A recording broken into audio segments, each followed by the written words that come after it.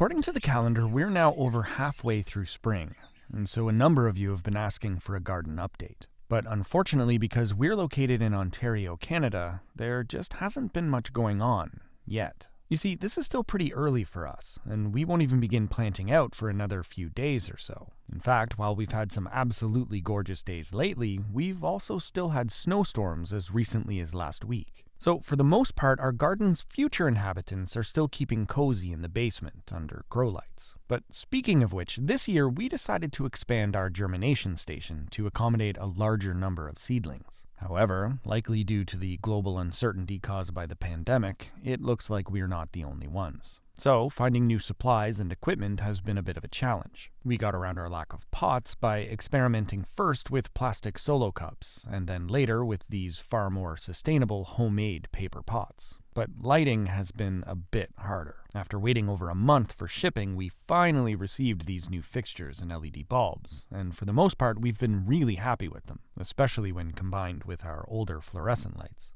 Oh, and another problem we've run into with our seedlings this year is frustratingly similar to one we've mentioned many times out in the garden. Somebody has been eating our veggies before we get a chance to, and in this case, I think the culprit is a mouse. So, to take a page from what I can only assume has been the slowest fence build in gardening history, we figured some form of barricade was necessary. Our first attempt was to simply staple up some 1/4-inch hardware cloth, enclosing the plants under the lights. But due to the openness of the basement ceiling and the hunger-fueled determination of the mouse, that failed pretty much immediately. So as a plan B, we decided to construct a cage under the germination shelf that could be fully enclosed on all sides. So far, this has worked perfectly, but it's also meant a lot less automation, because now, though our timer turns on the lights at 5 a.m., none of that matters unless we also head downstairs to set things back up. So next year, we'll have to come up with a solution that combines a cage and the lights into one self-contained system. But in the meantime, we'll also try to find and seal the critter access to our basement, like we've thankfully been able to do upstairs. Oh, and speaking about going upstairs, one sure sign of spring has been the emergence of our resident groundhog, Gordon. This will be his second summer with us after moving in last spring. And, of course, he's not alone. We can also count an increased number of squirrels and chipmunks among our spring arrivals. And we can't forget about our feathered friends either, like the blue jays, chickadees, goldfinches, and downy woodpeckers, plus the red-winged blackbirds, the northern flickers, our pair of cardinals, and the grackles. We've also got Baltimore orioles, red-breasted grosbeaks, mourning doves, and even some wild turkeys. Plus, perhaps the most quintessential spring bird in these parts, the robin. Oh, and even a never mind. So, despite the current need for social distancing, as you can see, we're far from alone. We've still had plenty of visitors popping by. And, as if to mock us, out in the lawn, the spring dandelions have also been gathering in large crowds. But luckily, some of the grass, and weeds that look like grass once they're mowed, have been making an appearance as well. And it's a similar story out in the forest, where plenty of undergrowth has been popping up through last year's fallen leaves. But speaking of leaves, as usual, the poplars were the first to sprout new foliage. And while many of the other trees are barely past the budding stage, some are finally beginning to open up. Plus, some of our crabapple trees have just begun to blossom as well. However, that reminds me of something else I wanted to show you back at the house. You see, the top of this poplar tree snapped off during a snowstorm this past winter, and at the time it landed on top of a huge snowbank in the middle of our circular driveway, and was then quickly buried. So, now that the snow has long since melted, I figured it was finally time I cleaned it up. But that's when I noticed these poplar flowers, called catkins, and even some small leaves as well. I guess last year's sap that was stored in this section of the trunk was sufficient enough to keep it alive for months, despite being severed from the rest of the tree and left to die on the ground. Pretty amazing, if you ask me. However, I know that what you really came here to see is the garden, but as you can see, there's just not much to show you yet. Our hugel mounds and Ruth Stout beds have been covered with fresh layers of old hay. Our Back to Eden experiment is back to normal, thanks to another application of slightly composted wood chips. And because we're just so darn consistent, our fence is still left unfinished. But I swear, this is the year. Well, just like last year, and the year before.